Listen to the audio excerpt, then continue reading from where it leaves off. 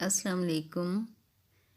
जैसे कि आप देख रहे हो कि मैं आज साग काटने की तैयारी कर रही हूँ। सबसे पहले तो पुदीना जो है वो निकाल के रखा है मैंने, और साथ ही प्याज जो है, ग्रीन प्याज वो रखा है, और इसकी क्वांटिटी भी मैं साथ साथ बता दूँगी। और ये बाथू है, इसको इसको भी लिया है मैंने क्योंकि साग में ये भी डलता है। और साथ ही पालक भी, पालक डाल, और मेथी मुझे मिली नहीं थी इसीलिए मैं मेथी नहीं लेके आई। और साग जो है वो भी सरसों का जो है वो लेके आई हूँ। और जो साग है ना काटने का धूप में बैठ के काटने का बहुत मज़ा आता है, तो इसीलिए मैं छत पे आई हूँ। और ईमान और मैं दोनों बैठ के सब्जियां जो हैं, कुछ दूसरी सब्जियां भी लेके आई थी, मटर लेके आई, वो निकालूंगी धूप पे बैठ के। अच्छा लगता है एक दूसरे के साथ गपशप करते करते। तो ये है सरसों का साग, ये तकरीबन ये 1.5 किलो होगा। कटिंग स्टार्ट करती हूँ, ठीक है। आपने वॉइस ओवर ऊपर से करना है, मुझे टेंशन ना पता ले। है, लेकिन वो साथ साथ ना थोड़ा बहुत वॉइस पता लग जाता है। नहीं, थोड़ा थोड़ा करती रहूँगी ना। ये इसका हल्का हल्का जो है 1.5 किलो सरसों का साग था, और साथ ही उसके जो बाथू था वो मैंने 1 पाव लिया। और पालक जो है वो ½ किलो से थोड़ी सी ज़्यादा थी, जैसे 1.5 किलो है तो आधा उसका मेरी पालक फेवरेट थी। चीज बन गई। तो पालक के साथ जो है बाथू वो 1 पाव था। और पुदीना जो है वो भी मैंने 1 गट्टी ली। तो सब्ज़ प्याज लिए 2 बड़े लिए हैं। तो इतना इतना ज़्यादा क्वांटिटी है नहीं साग की, इसीलिए बस इतनी इतनी चीज़ें ही बहुत होंगी, क्योंकि जब साग बन जाता है तो उसके बाद हम लोग उसको तड़का लगाते हैं और अपनी मर्ज़ी से उसको बनाते हैं।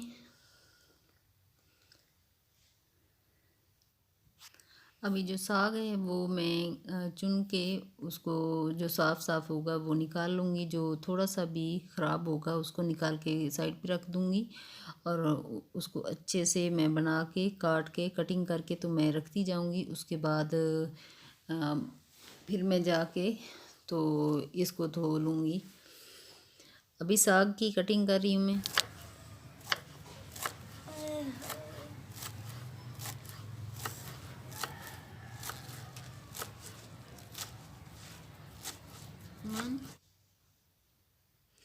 और साग की कटिंग, ये सरसों का साग पहले काट लूँगी, उसके बाद सरसों काट लूँगी, फिर 1 बाय 1 करके सारी चीज़ें मैं काट लूँगी।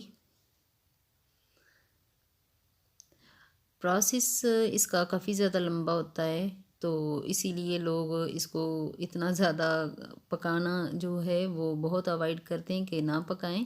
लेकिन जो पंजाबी लोग हैं वो तो बहुत ही ज़्यादा शौक़ से इसको खाते भी हैं, और औरतें बहुत ही ज़्यादा शौक़ से इसको बना के फिर इसको पकाती हैं।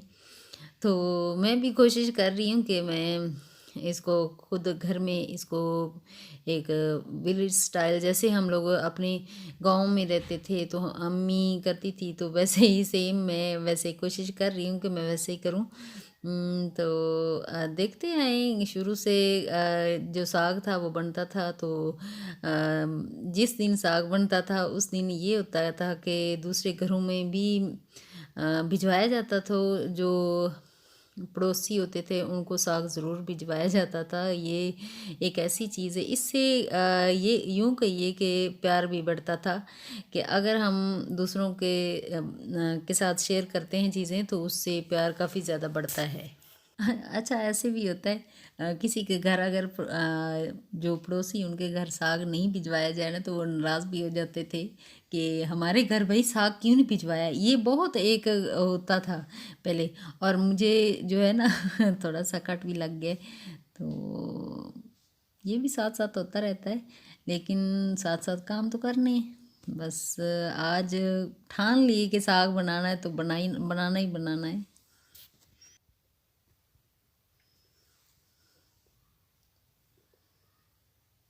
तो जब भी साग बनता था सर्दियों में ज़्यादा इसका बहुत ज़्यादा मज़ा आता है साग खाने का।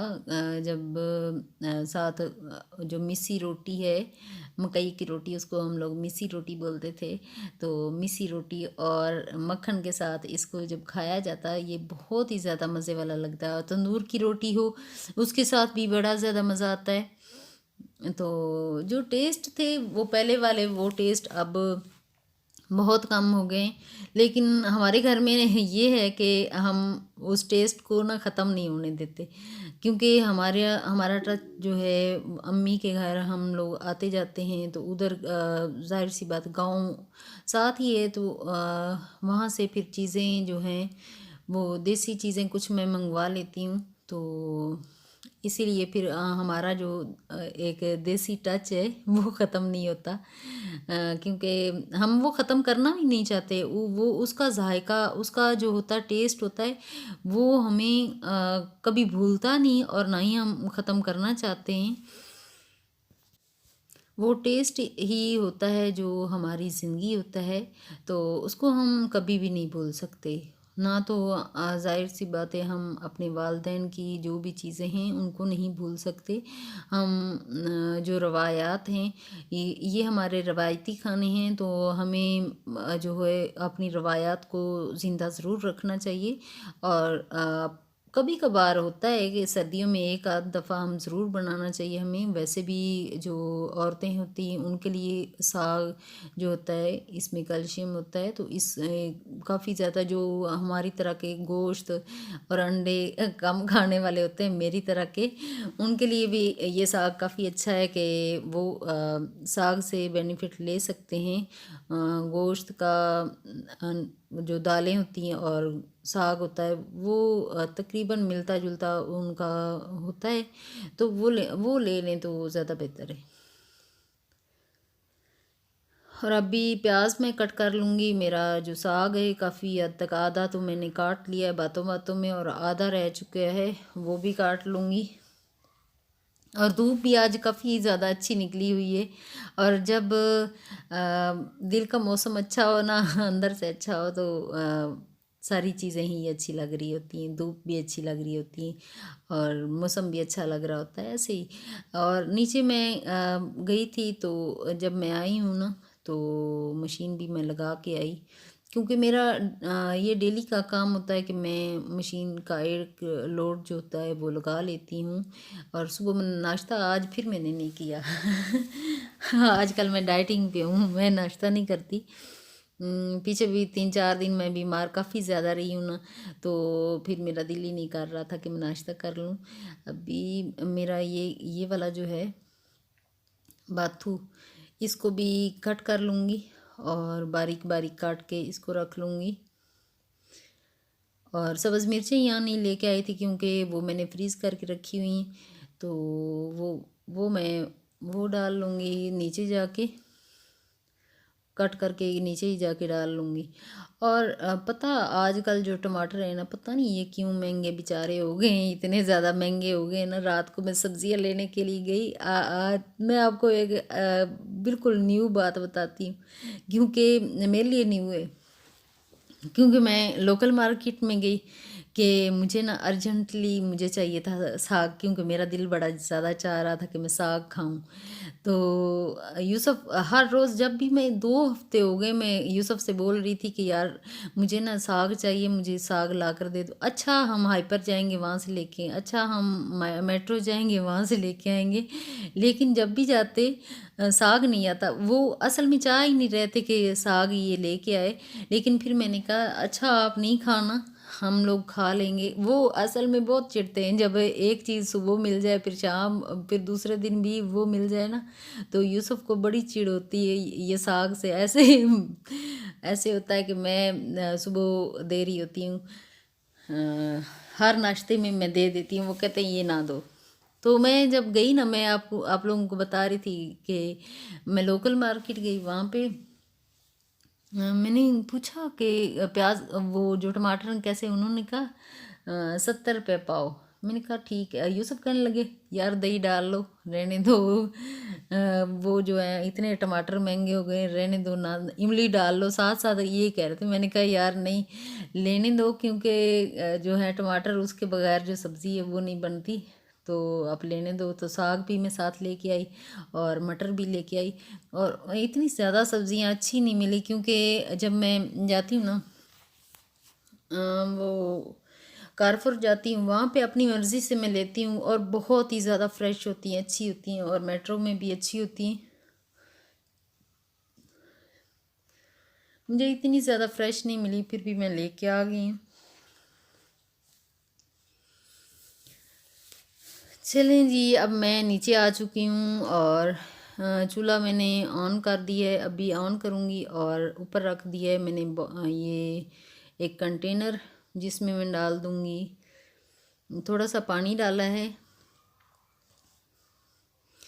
वो थोड़ा सा बॉयल हो जाएगा, उसके बाद मैं ये धो के साग अच्छी तरह धोऊंगी। धोने के बाद मैं उसमें डालती जाऊंगी। अब आधे से ज़्यादा तो प्रोसेस हो चुका है, लेकिन इसको धोने का जो प्रोसेस होता है वो काफ़ी ज़्यादा लंबा होता है। तो इसको अच्छे से धोना, क्योंकि इसके अंदर जो मिट्टी होती है वो जल्दी नहीं निकलती, थोड़ा देर लगता है। तो तसल्ली से इसको धो के, तो इसको खुश्क करके इसका पानी तो मैं उसके अंदर डाल दूँगी, फिर वो बॉयल होगा।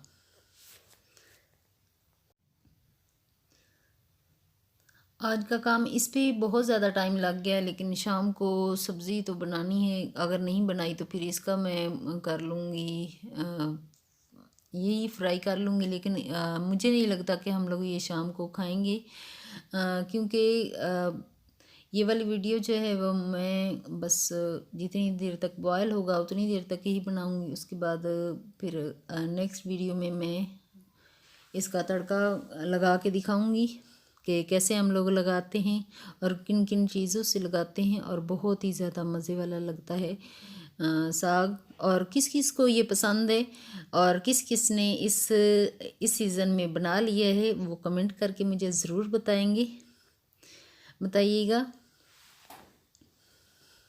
क्योंकि आपके कमेंट का मुझे बहुत ही वेट होता है कि आप लोग कर रहे हो, तो मुझे बहुत अच्छा लगता है। प्लीज़ आप अगर वीडियो पे आते हो तो कमेंट भी ज़रूर किया करो, और ज़रूर अप्रिशिएट किया करो, क्योंकि उससे मुझे मोटिवेशन मिलेगी और मैं और अच्छी वीडियोस बना सकूँगी।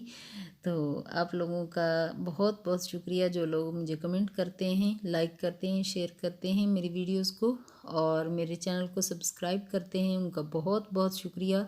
और जो न्यू आने वाले हैं प्लीज़ वो सब्सक्राइब ज़रूर किया कीजिए। और अभी जो मेरी फ्रीज़ की हुई मिर्चें मैंने रखी हुई थी वो डाल दी हैं।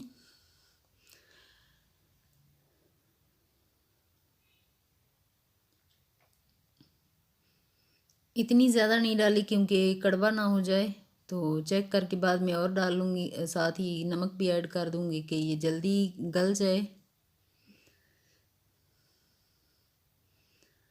और इसका प्रोसेस जो है बस अब 3-4 घंटे तक चलता रहेगा।